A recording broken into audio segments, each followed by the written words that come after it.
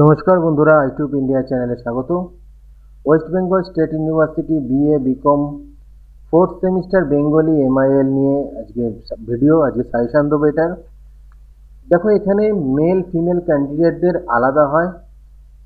BA female candidate question আলাদা হবে এবং বিএ বিকমের ফিমেল এবং মেল একসাথে হবে কোশ্চেন, এবং বিএ যে মেল ক্যান্ডিডেট তাদের কোশ্চেন এবং বিকমের ফিমেল এবং মেলের ক্যান্ডিডেটের কোশ্চেন সেম হবে। শুধুমাত্র ফিমেল ক্যান্ডিডেট যারা বিএ স্ট্রিমে পড়ছে তাদের কিন্তু আলাদা কোশ্চেন হয়। তো সাজেশনটা সেভাবেই দেওয়া হয়েছে, পুরো দেখবে, না শুনে শুধুমাত্র টুকে নেবে না, তাহলে অসুবিধায় তোমরা পড়বে। মান 10-এর জন্য একক 1 থেকে পড়বে নাট্য সাহিত্যের ধারায় দ্বিজেন্দ্রলাল রায়ের অবদান সম্পর্কে আলোচনা করো। বাংলা নাট্য সাহিত্যে উৎপল দত্তের ভূমিকা আলোচনা করো। এবার ব্যাপার হলো, এই দুটো প্রশ্নই ফিমেল ক্যান্ডিডেট, বিএ ফিমেল ক্যান্ডিডেটদের এসে গেছে, কিন্তু বিকম ফিমেল মেল এবং বিএ মেল ক্যান্ডিডেটদের জন্য কিন্তু খুবই গুরুত্বপূর্ণ। শুধুমাত্র যারা বিএ ফিমেল ক্যান্ডিডেট আছো তারা এই দুটো কোশ্চেন পড়বে না, বাকিরা পড়বে। পরের প্রশ্ন, বাংলা নাট্য সাহিত্যের ধারায় নাট্যকার মন্মথ রায়ের বিশিষ্টতার পরিচয় দাও। রূপক ও সাংকেতিক নাটক রচনায় রবীন্দ্রনাথের অবদান আলোচনা করো। শুধুমাত্র বিএ ফিমেল ক্যান্ডিডেটরাই এটা পড়বে। বাংলা নাট্য সাহিত্যের ধারায় তুলসী লাহিড়ীর বিশিষ্টতা আলোচনা করো। শম্ভু মিত্র ছিলেন একাধারে নট, নাট্যকার ও পরিচালক। তার নাটকগুলি তাই মঞ্চ অভিনয়ের দিকে লক্ষ্য রেখেই রচিত। এ মত কতদূর গ্রহণযোগ্য আলোচনা করো। অথবা নাট্য সাহিত্যে শম্ভু মিত্রের অবদান আলোচনা করো।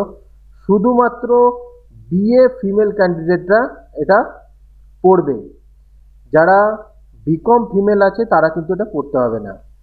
বিধায়ক ভট্টাচার্যের নাট্য সাহিত্যের পরিচয় দাও। বাংলা নাট্য সাহিত্যে বিজন ভট্টাচার্যের কৃতিত্ব আলোচনা করো। এই হলো প্রশ্ন। একক 2-এর নূরজাহান থেকে পড়বে নূরজাহান নাটকটির ঐতিহাসিক উপাদান উল্লেখ করে এর সার্থকতা নিরূপণ করো। মুখ্য না হয়েও লায়লা চরিত্রটি নূরজাহানের নাটকে কতটা গুরুত্বপূর্ণ হয়ে উঠেছে আলোচনা করো। শুধুমাত্র ফিমেল ক্যান্ডিডেট, বিএ ফিমেল ক্যান্ডিডেটটা পড়বে।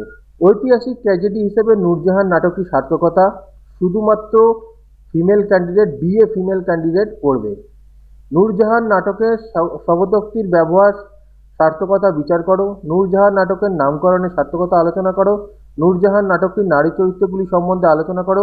ঐতিহাসিক নাটক হিসাবে নূরজাহান নাটকটি কতদূর সার্থক আলোচনা করো।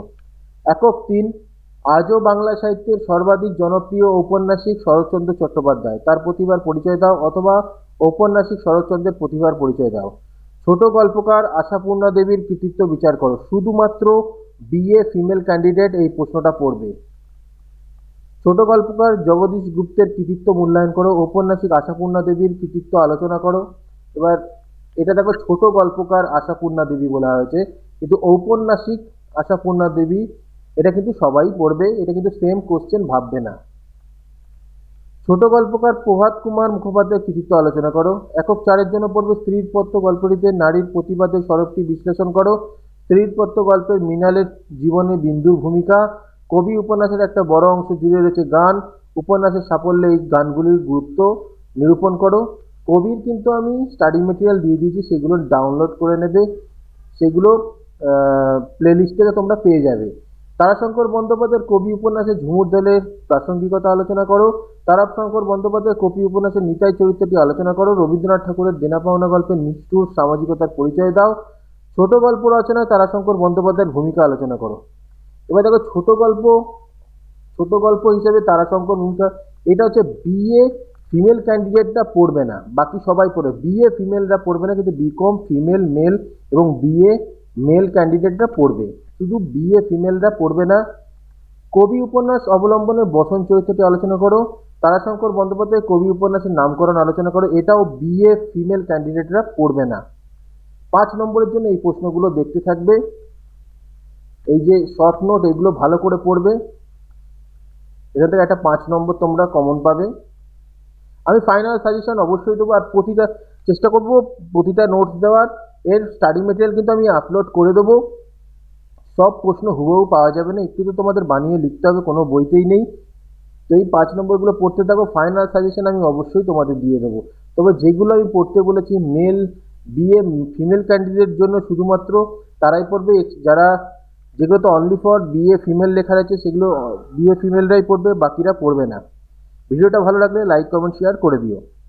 আর অবশ্যই আমি এই স্টাডি মেটেরিয়াল আপলোড করব, আর সাজেশান দিয়ে দিয়েছি। কালকে হয়তো স্ত্রীর পত্র আপলোড করে দেবো এবং ইউনিট 1-এর স্টাডি মেটেরিয়াল আপলোড করব। কবি অলরেডি আপলোড করা আছে।